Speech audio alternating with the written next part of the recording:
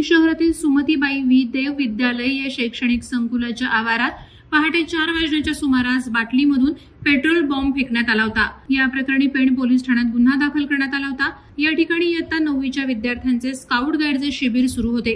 शिबिरासाठी शाळेच्या आवारातच विद्यार्थ्यांसाठी 6 तंबू उभारण्यात आले होते। त्यावेळी रात्रीच्या सुमारास विद्यार्थी आणि शिक्षक शाळेच्या वर्गखोल्यांमध्ये गाढ झोपलेले असताना अज्ञातानं प्लास्टिक बाटलीमध्ये शाळेच्या आवारात पेट्रोल बॉम्ब फेकला।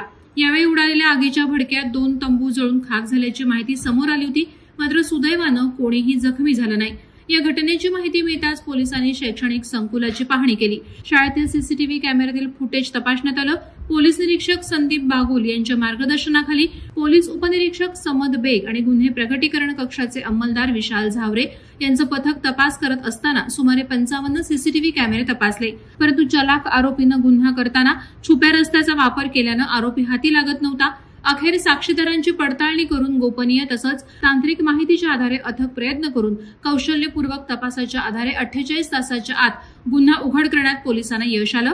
या गुन्ह्यातील आरोपी समीर नरदास पाटील राहणार वढाव पेण याला पोलिसांनी अटक केलंय। त्याची सखोल चौकशी सुरू आहे, मात्र आरोपीने केलेल्या या गैरकृत्यामागील नेमकं कारण अद्याप अस्पष्ट असून आरोपी विरुद्ध परिसरात संतापाची लाट उसळली आहे।